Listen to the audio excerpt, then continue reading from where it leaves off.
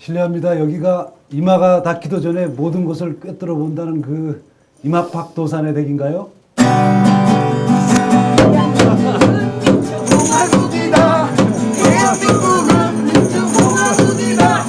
대한민국의 모든 권력은 국민으로부터 나온다.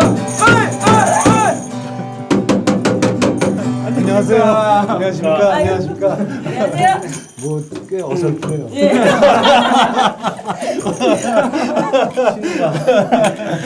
우리 최원님께서 여기를 이 누추한 곳까지 어쩐 일로 방문을 하셨는지. 이명박 정권 들어서서 2년 만에 나라를 국밥처럼 말아먹었잖아요. 그래서 우리가 3년 후에는 꼭 이 민주 개혁 진보 진영에서 정권을 찾아와야 될 텐데 어떻게 해야 될지 고민이 돼서 좀 이마팍도사님한테 상담을 좀 하러 왔습니다.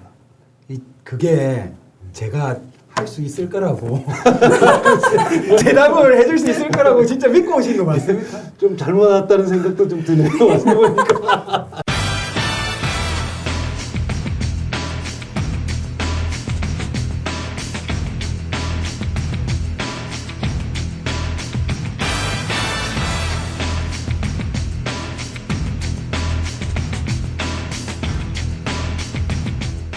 최문수 의원님의 간단한 소개를 해드리도록 하겠습니다.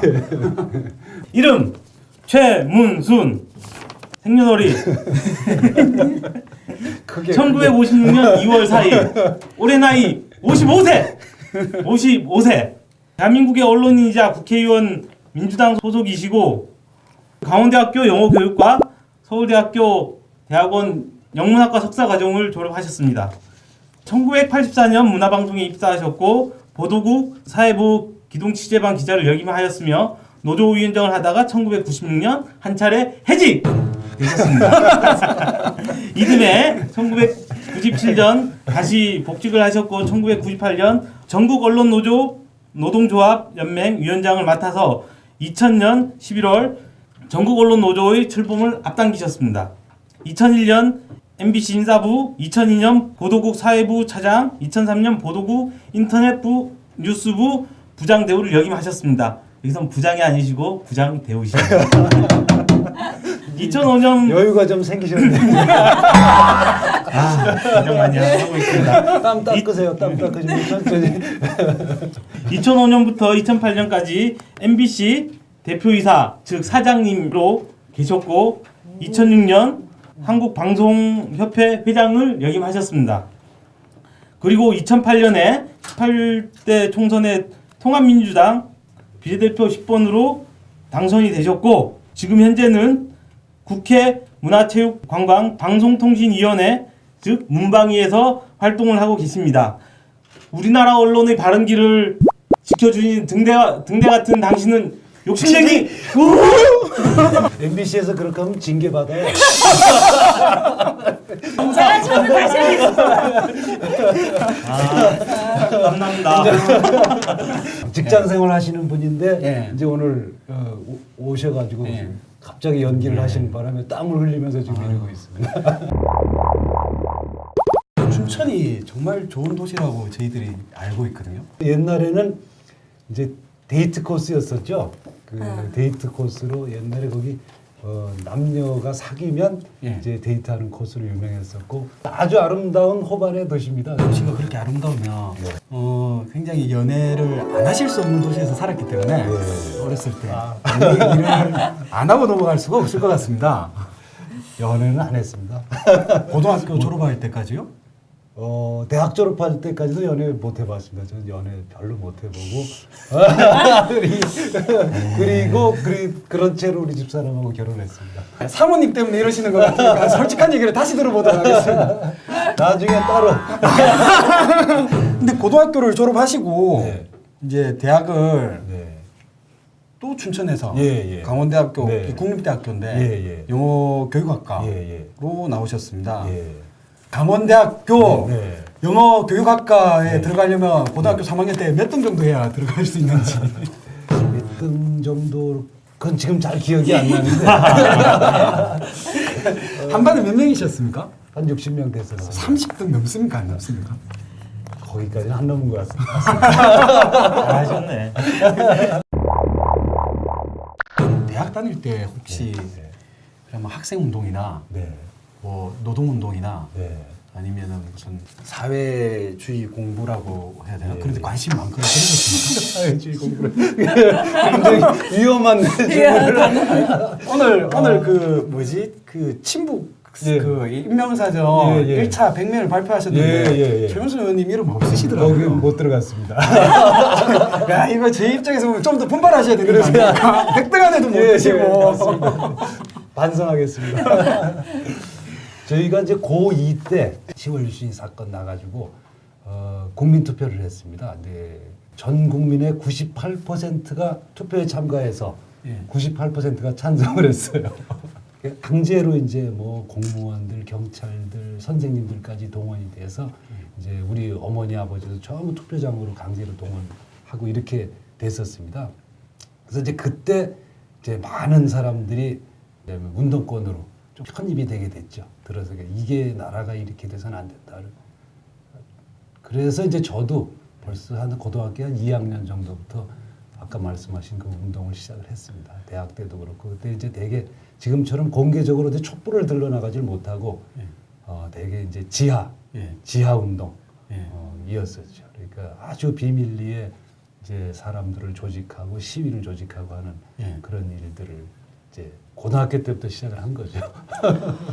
되게 무식한 질문인데요. 네, 네. 비밀 투표는 그때 없었을 것 같고 옆에서 혹시 경찰이나 그런 사람들이 지켜보고 있는 상황에서 반대표하면 잡아갔나요? 거의 그렇죠. 이제 어디서 어느 동네에서 반대표가 몇 표가 나오는지 이게 다 파악할 98% 참석에 98% 찬성이니까 그건 뭐 반대가 나올 수 없는 공포 분위기 같은 거를 조성을 하고 그랬으니까 전부 겁에 질려서 가서 투표를 하게 됐던 거죠. 저희도 그 시민학 때 이제 모여서 이제 연주 한번 하자고 하면 네. 아주 비밀리에 다 연락하고 비밀리에 들립니다. 근데 다 알더라고요. 우리 회원 아니면 그걸 못 보고 예, 예. 저희들끼리만 딱 통화하고 그랬는데도 다 알고 다 오시더라고요. 그분들이. 그렇죠. 예, 예. 대학하고 대학원을 영문학을 선택을 하셨는데 예. 어떤 계기가 되셔서? 잘못된 교육의 이제 피해자죠. 그래서 뭐 취직 잘 되는 거, 예. 자기 적성이라든가 자기 하고 싶은 거를 이제 살리지 못하고 그냥 취직 잘 된다든지 자기 점수가 어느 정도 된다든지 그러면 이제 그렇게 해서 가게 된 결과가 이제 그렇게 됐습니다. 그 홈페이지에서 봤는데요. 예, 예. 지금도 외국인 보면 도망가시나? 그렇죠. 여러 번 망신당했지. 교육과 나오시고 석사하시는데도 예. 그러니까 제가 논문은 영어로 썼어요. 아. 석사학위 논문 영어로 써야 돼. 그래서 영어로 썼는데 글은 쓰는데 말은 못하는 거지. 아, MBC 이제 입사를 하셨는데 네. 이게 그 당시에도 언론고시 수준으로 네. 이제 공부를 열심히 해야 들어갈 수 있는 수준이었습니까? 아닙니다.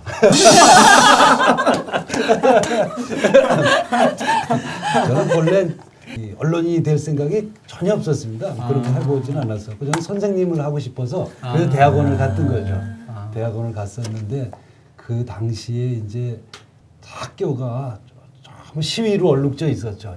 연일 뭐 최루탄과 뭐 학생들 잡혀가고 기관원들이 많이 들어와 있고 이제 이러다 보니까 선생님들도 그 학생들 탄압하는데 동원되기도 하고 그것도 교수가 되기가 굉장히 힘들지 않습니까? 예. 그래서 그냥 중도에 포기하고 MBC 시험을 봤던 거죠. 그러니까 순전히 취직하기 위해서. 근데 그때 그게 84년이니까 86년에 아시안 게임이 있었고 예. 88년에 이제 올림픽이 있지 않습니까? 예. 그래서 굉장히 많은 숫자를 뽑았습니다. 그래서 이제 한 300명 뽑았던 것 같아요. 우리 동기를. 그러니까 운이 좋아서. 방송사에서 PD를 아예 안 뽑았어요. 뭐 때문에 그런지 지금 정확하게 모르겠는데 그런 기회를 놓친 거죠. 지금은 이제 뭐 한 50명, 60명. 예. 작년에도 안 뽑았죠. 아니야, 네. 작년에 안 MBC는 뽑으면. PD하고 기자만 뽑고 KBS 안 뽑았어요. 근데 그렇게 안 뽑으면 안 됩니다. 이제 많이 뽑아야 되죠. 예. 우여곡절 끝에 선생님을 포기하시고 MBC에 이제 취직을 하셨는데 진행이죠. 오늘 두 번째. 하다 그 원고를 이렇게 들고 하는 게 아니에요. 그러니까. 저번에는 이제 그 최상진 위원장님이 PD 출신이니까 저희한테 많이 가르쳐 주시고 오늘 이제 MBC 방송국 사장님 오셔가지고 전 사장님 오셔서 정말 많이 가르쳐 주고 계십니다. 이거 끝나고 바로 징계위원회 열어야 돼요. 시청률이 안 나와 이렇게 하면 땀좀 닦고. 안돼 이게 분장을 했기 때문에 내가 그 뭐고 그거 이걸 머리 발랐기 때문에 손을 대면 안 돼. 치워줘. 잊어먹었어 순서. 14년 동안 기자 생활을 하셨는데 이 동안에 계속 국내에만 계셨습니까? 다른 분들은 멋있는 분들은 대부분 해외 특파원 같은 거 뉴욕에서 재무순입니다. 막 이런 거 하지 않습니까? 영어를 못 하신다고 했잖아요. 대부분 국내에 있었고 저는 그 카메라 출동이라는 프로그램이 있었습니다. 네, 기억이 나시죠? 그래서 얼굴이 나시구나. 네, 그래. 좀 많이 얼굴을 기억하는 사람보다 제 목소리를 기억하는 사람이 많아요. 그 프로그램을 주로 해서 해외에는 가끔 취재하러.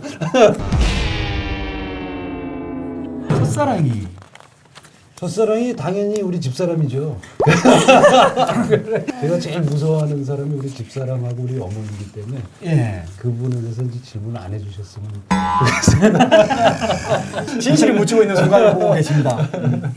어떻게 만나셨습니까? 중매로 만났습니다. 아 중매로. 그 당시에는 뭐 되게 중매로 제가 중매 3번 만에 우리 집사람 만나가지고 이제 한 너댓 번 만나고 결혼했습니다. 87년도에. 중매 1, 2번에 대한 기억이 있습니까? 있죠. 사모님을 딱 만나는 순간 중매 1, 2번을 잊을 만큼 딱 이 사람이다라고 딱 느끼셨습니다. 방송에 나오고 있습니다. 이거 중요합니다. 근데 저도 이제 장가 가는 게 좀 늦었고 예, 우리 집사람도 좀 늦고 예. 저는 중매 3번째고 우리 집사람 한 3, 40번 봤다고 그러더라고요. 그래갖고 이제 서로 이렇게 썩 뭐 끌리지는 않았던 것 같아요. 지금 기억에. 예. 그때는 뭐 30을 넘어서 하면 굉장히 늦은 걸로 부모님들이 난리를 치고 그랬었거든요. 그래서 압박도 받고 그래서 이제 결혼을 하게 됐죠. 생방송 중에 이거 엄청난 징계를 받았는데 그때 이제 87년에 6월 민주 항쟁이 막 진행되는 때였어요. 네. 그래갖고 제가 사회부 기자로 명동 성당에 이제 6월 민주 항쟁이 이제 진행되는 거기에 나가 있었습니다. 근데 이제 만날 수가 없어서 글이 나오라고 그랬죠. 최루탄과 머리 난무하는 대로 나오라고 해서 거기서 만나자고 한 거를 지금도 계속 쪼이고 살고 있습니다. 기자 시절에 취재했던 그 기자 내용이나 뉴스나 중에서 가장 기억에 혹시 남는 거 있어요? 카메라 출동이라는 프로그램이 뭐 다 한 건 한 건 다 기억에 남죠. 예, 그 당시에 이제 지하철 분당선이 부실 시공을 했습니다. 그래갖고 저희가 그걸 나서 이제 부실 시공한 거를 이제 보도를 해갖고 분당선이 재시공이 됐어요. 지금 분당선.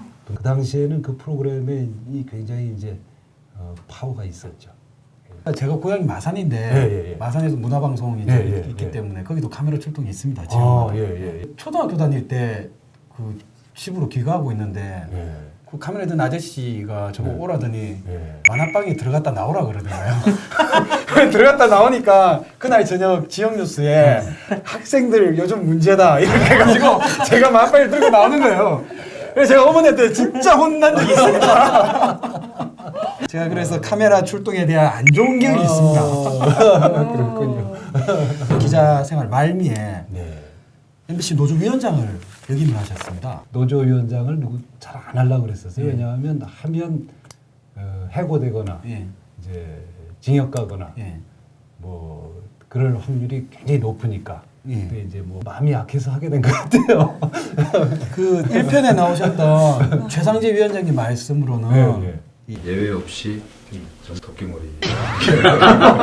결국에 토끼머리로 해가지고 이제 노조위원장이 되시고 그리고 97년에 해고가 되셨습니다. 당시에 해고 사유를 기억을 하십니까? 그래서 요즘 같이 낙하산 사장이 왔습니다. 그래갖고 제가 24일간 파업해가지고 해고됐죠. 1998년부터 이제 전국 언론 노조 연맹 위원장.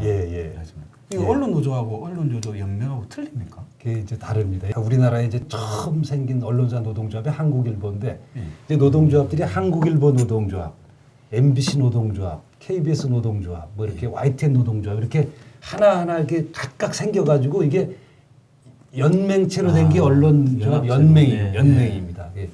그게 이제 그 연합체고 저는 그걸 다 통틀어서 그냥 전체를 하나의 노조로 만든 거죠. 산별 노조라고 하는 것은 그냥 위원장 최상재 위원장이 한 사람이 있고 그 밑에 이제 MBC 지부, KBS 지부 이렇게 지부가 돼 있는 거죠. 이렇게 언론 전체가 하나의 노조가 된 걸 말합니다. 노조 연맹에 들어가셔서 결국 그거를 갖다가 언론 노조 하나로 산별 노조 하나로 이제 다 묶어내셨습니다. 그런 거죠. 대단하신 분이네요. 장난 아니네요. 그래도 이거 굉장히 어려운 얘기인데 바로 알아들으시네. 제 그 1회 때 최상재 위원장님한테 3시간 반 동안 제가 교육을 받았습니다. 그래서 2001년에 다시 MBC 보도국 기획 취재부 차장으로 나옵니다. 그래. 그럼 MBC로 다시 다시 복직을 돌아간 거죠. 이게 노동조합 활동을 하다가 이제 다시 복귀를 한 거죠. 뭐 복귀한 혹시 조건 같은 게 있습니까? 뭐 노조를 그만두면 복귀시켜 주겠다. 뭐 이런 거. 그런 건 아닙니다. 해직 1년 됐으니까 뭐 징계를 충분히 받았다. 반성을 많이 한 것 같더니 그래서 복귀가 된 거고 그다음에 노동조합을 하다 복귀하는 거는 그 회사원의 직이 상실되는 건 아닙니다. 노동조합이라는 건 자기가 회사원의 직책을 그냥 갖고 있으면서 노동조합 활동을 한 거기 때문에 밖에 나가서 언론노조위원장 활동을 하는 걸 노사 간의 협약에 따라서 그렇게 할 수 있도록 돼 있습니다. 그리고 결국에는 2005년 2월 달에 MBC 대표이사 사장님이 되십니다. 네. 자, 여기서 진짜 궁금한 게 있습니다. 대량 공채를 했기 때문에 입사를 했다가 해직이 됐는데 또 들어가고. 네. 아까 분명히 고등학교 때 반에 30등 했던 사람이 MBC 대표이사까지 가고. 야, 이거 정말 어디 노무현 대통령이 상고 나가갖고 지금 사법고시 붙은 거 거의 맞먹는 제가 지금 포스를 느끼고 있는데 이게 가능합니까? 그때도 노조위원장 출신이 그것도 이제 파업을 해서 해고가 됐던 이제 출신이 방송사 사장이 된다는 게 우리나라에는 굉장히 쇼킹했죠. 그래서 그때 막 언론에 쓰나미라고 그랬었어요. 쓰나미, 언론사 인사 쓰나미 뭐 그렇게 표현도 하고 그랬었습니다. 그럴 정도로 충격이 컸었는데 사실은 이제 외국에는 이게 일반화된 코스입니다. 특히 이 언론사 같은 데는 사람 기자라든가 PD라든가 이렇게 전부 사람을 어떻게 잘 다루고 그 사람들이 좋은 기사를 쓸 수 있게 만들어주냐 이런 게 핵심 요체이기 때문에 조직에 노조위원장 출신들이 사장이 되는 경우가 굉장히 많습니다. 보수 언론에서도. 그래서 근데 우리나라에는 이게 처음이니까 굉장히 충격적으로 받아들였었고 지금도 그것 때문에 저를 이제 공격하는 사람들이 아직도 많이 있죠. MBC 대표 이사 사장님이 되시고 이제 3년간을 재직을 하셨는데 일만큼은 잘했다. 아니면 정말 이 일은 했어야 되는데 못하고 나왔다. 라는 게 있으면 잘한 점부터 얘기해야죠. 그래도 그때가 이제 MBC도 그렇고 이 방송사들이 굉장히 위기였었습니다. 전부 다 지금 방송들이 신문도 그렇고 이제 올드 미디어들이 뉴 미디어에 밀려서 이렇게 매출액이나 시청률이나 이렇게 쭉 하강기에 있었습니다. 그때 이제 내가 48살이었었는데 젊은 사장을 선택을 해서 이 위기를 좀 돌파해보자. 외국에도 다 그렇게 합니다. 세상이 너무 빨리 변하기 때문에 이렇게 빨리 적응할 수 있는 역량을 가지려면 좀 젊어야 된다. 그래서 젊은 사장들이 나오는 경우가 많죠. 그래서 삼순이라고 불렸었습니다. 내 이름은 김삼순, 굿세어라 금순아, 그리고 저 문순이. 삼순이 MBC 살리는 삼순이래요. 그때 시청률이 굉장히 좋았었죠. 예. 이게. 네. 이 방송사는 시청률이 잘 나와야 되거든요. 지금 이맛박도사이 얼마 시청률이 그래야 광고가 많이 붙고 예. 그래야 또 돈도 많이 벌고 또 그래야 월급도 많이 주고 예. 그게 제 슬로건이었습니다. 많이 벌어서 많이 분배한다. 예. 그래서 이제 그거는 비교적 좀 성공한 것 같습니다. 못한 점은 이제 아직도 그 언론이라고 하는 것이 권력에 빌붙어서 예. 자기가 권력이 돼 있는 예. 사례가 그때까지도 많이 있었고 지금도 그렇죠. 지금도 예. 호가호위하면서 자기가 권력자가 돼 있는 거죠. 언론이 이제 국민들로부터 이렇게 우월적 지위에 있는 경우가 굉장히 많습니다. 이제 국민을 계몽 대상으로 생각하고 가르쳐야 되는 대상으로 생각하고 실질적으로 이제 시청자를 주인으로 생각하는 사고 체계가 아직 언론사에 충실히 들어가 있지는 않은 겁니다. 그 부분은 제가 뭐 완전히 해냈다고 생각을 하지 못하고 있습니다.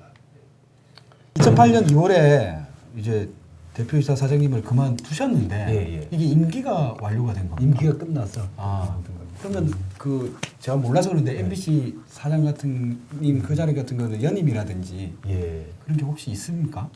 그렇죠. 근데 뭐 거의 연임하는 경우는 거의 없습니다. 이게 3년 임기인데 예. 3년 임기를 이렇게 다 채우는 사람도 굉장히 드뭅니다. 요즘에도 보시다시피 방송사 사장이라는 게 정치적 격변 속에서 늘 있고 예.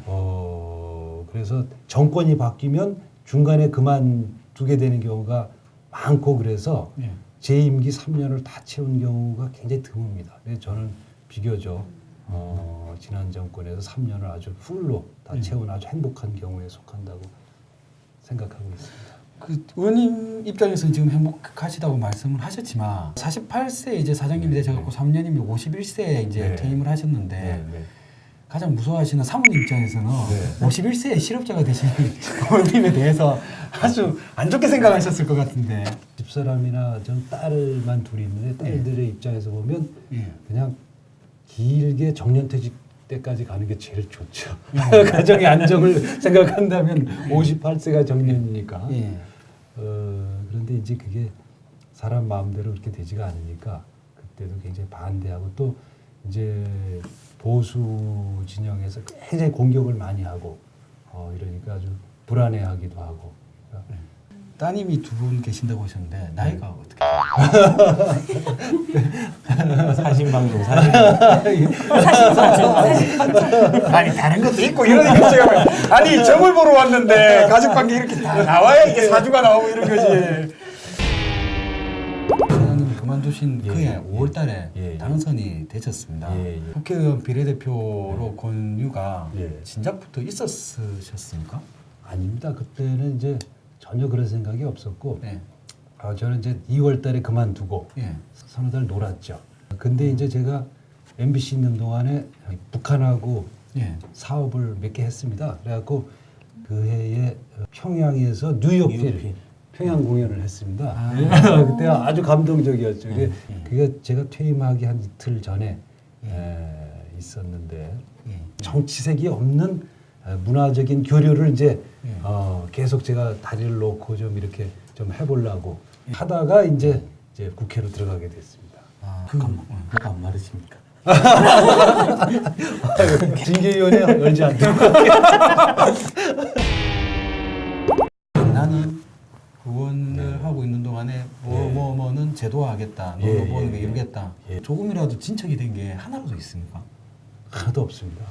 그래서 이제 언론계가 지금 굉장히 어렵습니다. 신문 방송할 것 없이 뭐냐면 너무 경쟁자가 많고 뉴미디어가 많이 생기다 보니까 이제 경영이 어려운 거죠. 재정적인 문제가 있고 월급도 잘 못 받고 뭐 지금 폐간하는 신문사들도 많고 그런 문제들을 좀 해결을 하러 갔는데 그거는 그 하나도 못 하고 가서 몸싸움, 팔 꺾기, 뭐 목조르기, 이단 옆차기, 그거를 망치 들고 돌아다니기 이런 것만 했습니다. 2년 동안 거의 이제 국회에 들어가면 몸싸움, 나오면 뭐 서명운동, 농성, 거의 길거리 아니면 이제 들어가서 몸싸움 이거를 반복했던 것 같아요.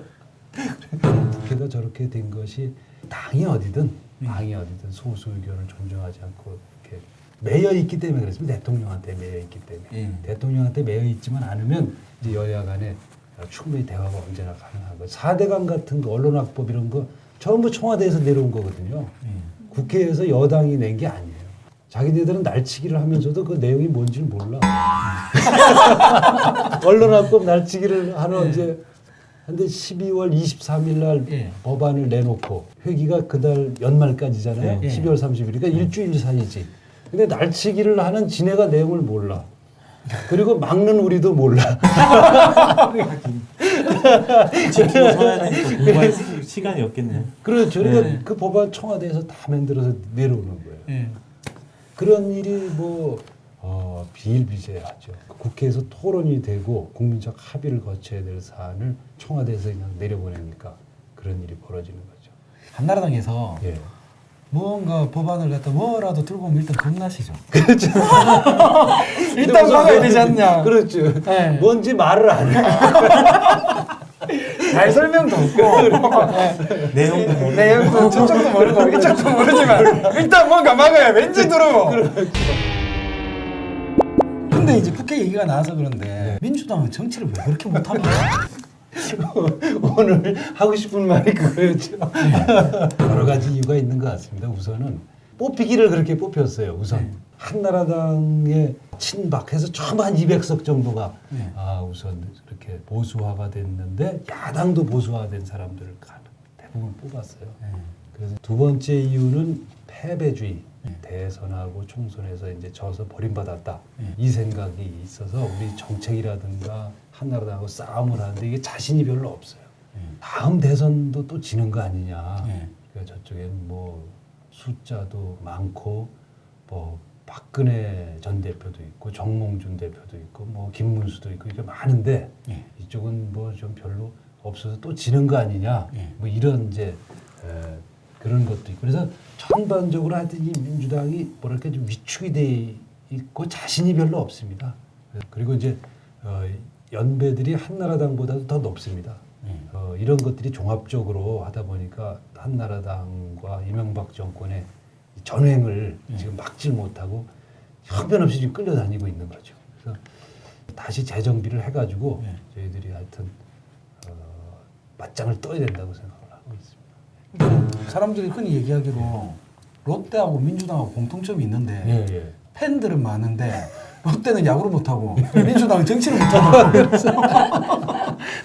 우리는 막 응원해주고 싶은데 막 해주고 싶은 사람이 쫙 깔렸는데 맞습니다. 뭘 해야 뭘 하지 진짜. 맞습니다. 그 점에 대해서는 하여튼 송구스럽게 생각합니다. 이제 민주당이 잘 하고 야당들하고 힘을 합쳐서 이제 우리 민주주의 훼손되는 거, 남북관계 훼손된 거, 하여튼 뭐 2년 동안에 다 파탄 나지 않았습니까? 그걸 못 막아낸 거에 대해서 진짜 통렬하게 반성하고 사과드리고 하여튼 다시 재정비를 해가지고 이제 뚫고 나가야 될 거라고 지금 생각을 하고 있습니다. 아유,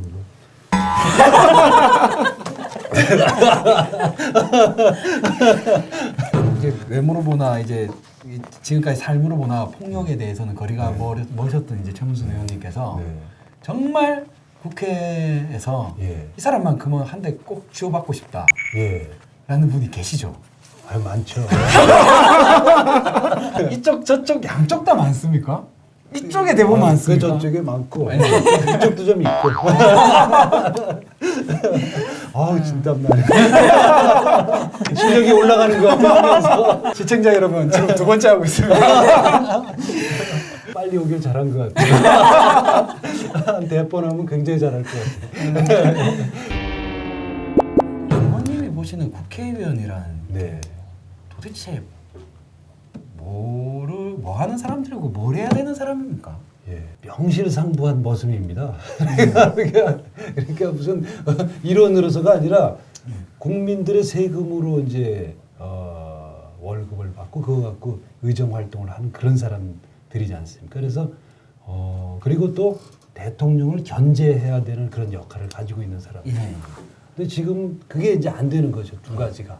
근데 그거를 이제 바로 잡는 거는 투표를 통해서 다음 선거에서 반드시 나가서 국민을 위해서 이 사람이 일하고 있는지 심판들을 전부 해주셔야 됩니다. 이 프로그램 만든 이유도 네. 사실은 진보 진영이라고 하나 깨어있는 시민들이 네. 무릎팍도사에 나갈 기회가 없을 것 같아요. 잘하셨습니다. 지금 의원님 보시기에는 현 정부가 예.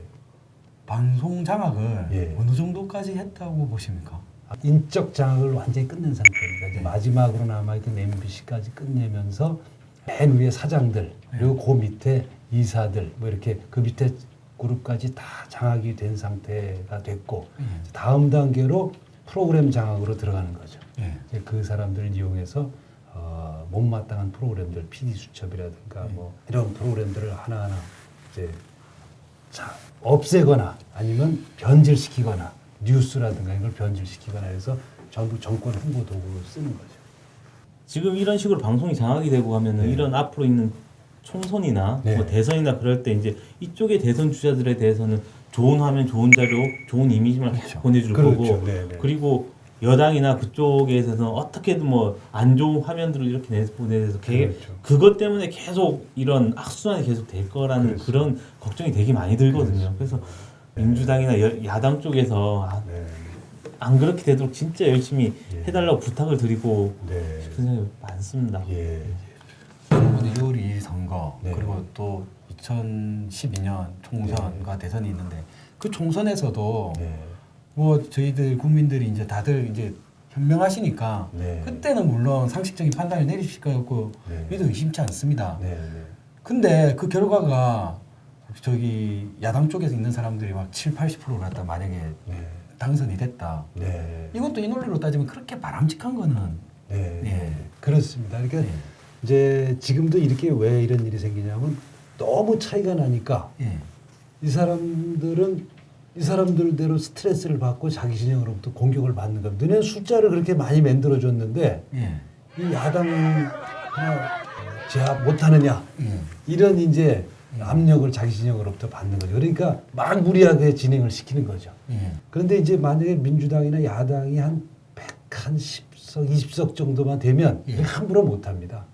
그래서 이제 뭐 어느 쪽이든 너무 많은 건 좋지 않습니다. 이쪽도 민주당이 한 200석 돼버리고 별로 바람직한 일이 아닙니다. 그러면 또 조심을 안 하고 함부로 하게 되는 거죠. 그래서 양쪽의 균형을 늘 어느 정도는 늘 맞춰주시도록 하는 것이 국민들 입장에서는 아마 더 좋은 체제가 아닌가 그렇게 생각을 합니다. 그래도 6월 2일 이후로는 네. 한나라당은 한 석도 없기를 바랍니다. 인터넷 방송 정말 좋습니다. 좋습니다. 이 인터넷이라는 게 우리 서민들, 민중들이 인류 역사상 처음으로 가져본 표현의 자유의 수단이에요. 헌법이나 무슨 뭐 학자들의 주장이나 표현의 자유, 언론 자유가 있다고 했지만 실제로는 없었던 거죠. 화장실 가서 낙서하는 거 외에는 표현의 자유가 없었습니다. 뭐 MBC든 한겨레든 국민들을 위하는 방송이고 신문이지만 그것이 우리의 자유는 아니었거든요. 근데 이거는 최초로 우리가 가져본 최초의 수단입니다. 그래서 굉장히 중요하고 그래서 노무현 대통령을 만든 것도 인터넷이고 이게 앞으로도 이게 큰 역할을 많이 할 겁니다. 그 MBC 사장님 그 재직 시그널을 지난 정부에서 이제 보내셨는데 그런 입장에서 바라보는 노무현이라는 사람은 어떤 사람입니까? 이제 저를 비판하는 분들 중에 이런 비판을 하는 분들이 많고 많이들 솔깃해하십니다. 당신은 노무현 정부에서 임명한 사람 아니냐. 그러니까 지금 이명박 정부가 자기 낙하산으로 저 사람을 내는 거랑 다를 게 뭐가 있냐. 한나라당의 주요 공격 내용이 그거죠. 근데 노무현 대통령께서는 단 한 번도 방송에 간섭 안 했습니다. KBS도 그렇고 MBC도 그렇고 인사권이건 편성권이건 뭐 저한테 단 한 가지도 요구한 적이 없었어요. 전화 통화도 해본 적 한 번도 전화 통한 적 없습니다. 메일도 안 나오고 오히려 그 주변에 있는 사람들은 예. 뭐 인사청탁도 하고 그랬어요. 아. 제가 대통령한테 일르겠다고. 그러면 얼른 끊고 도망가요. 그래서 진짜 3년 동안 제 마음대로 인사를 했습니다. 근데 제 마음대로 한 건 아니죠. 그냥 후배들로부터 추천을 받았습니다. 예. 너희들이 존경하는 사람을 추천해라. 그럼 내가 인정하겠다. 그래서 아나운서국 같은 경우는 손석희, 예. 뭐 예능국 같은 데는 쌀집 아저씨라고 예, 김영희, 예, 뭐 이런 식으로 사회적으로 내부적으로 신망받는 사람들이 이제 이렇게 자연스럽게 이렇게 앉게 됐죠. 근데 노 대통령께서는 철저하게 그 원칙을 지켰고 저도 지켰습니다. 근데 사실은 서로 좀 불편한 적도 많이 있었거든요. 왜 언론이라고 하는 것이 자연히 정부를 이제 공격을 하게 되고 비판을 하게 되는 거죠. 어떤 때 이게 이제 도가 넘어서 굉장히 저쪽에서도 불편한 적도 많았었고 언론이 권력하고 결탁하고 싶은 유혹이 왜 없겠습니까? 저도 노 대통령한테 뭐 이거저거 부탁해서 제가 좀 유능하게 보이려면 돈을 많이 벌어야 되지 않습니까? 그러면 광고 요금을 좀 올리면 돼요. 9시 뉴스데스크 앞에 들어가는 광고 값이 제일 비싼데 한 뭐 15초당 1,500만 원 이랬습니다. 그걸 올리면 수입이 금방 늘어나지. 노 대통령하고 좀 이렇게 쓱싹쓱싹 해가지고 그 돈 좀 올리고 저는 노 대통령 공격하는 걸 좀 봐주고 이렇게 결탁하고 싶은 유혹이 있죠 누구나. 근데 서로 한 번도 안 했습니다. 근데 그분이 참 대단한 분인 거죠. 아마 그러셨으면 다 됐어. 네. 그렇죠.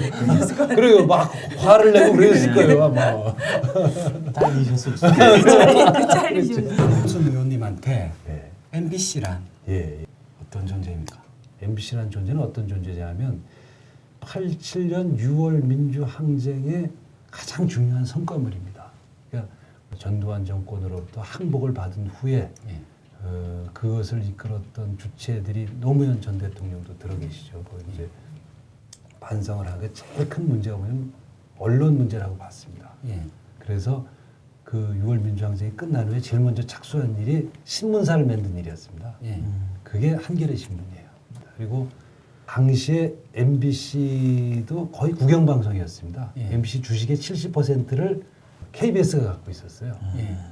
저 MBC가 저렇게 군사정권과 권위주의 정권, 민주주의를 파괴하는데 앞장섰던 방송이므로 저걸 국민의 품으로 되돌려 오려면 KBS가 갖고 있는 70%를 뺏어서 공익재단을 만들어야 되겠다. 그래서 그때 시민들, 그다음에 야당 전부 힘을 합쳐서 그 70%를 환수해서 방송문화진흥회라는 특수법인을 만들었던 겁니다.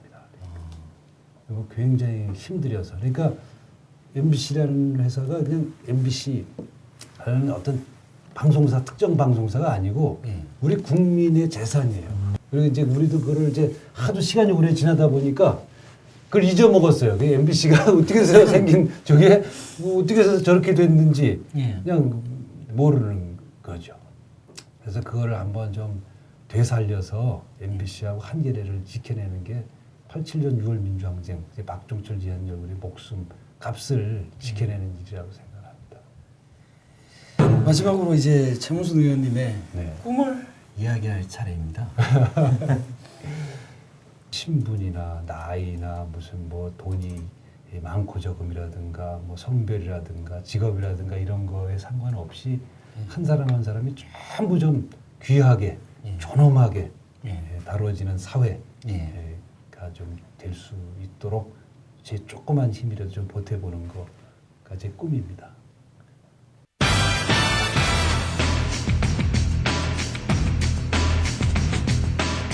사실은 3년 뒤 정권 교체가 네. 국민들은 준비가 되어 있습니다. 그렇습니까? 네. 저희들은 이제 깨어서 언제든지 6월 1일 날 투표할 네. 준비가 되어 있는데 예. 문제는 네. 정치권에서 예. 후보를 단일화를 해주시면 예. 무조건 이깁니다. 네.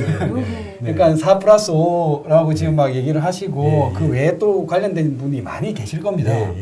그분들이 하여간 자기들의 욕심과 그걸 떠나서 지금은 국민들이 제발 연합을 해달라는 국민들 연합이기 때문에 제발 힘을 합쳐서 한 후보만 나오시면 저희가 무조건 가서 찍겠습니다. 그러면 지금 최문순 의원님의 고민이 싹 사라지실 겁니다.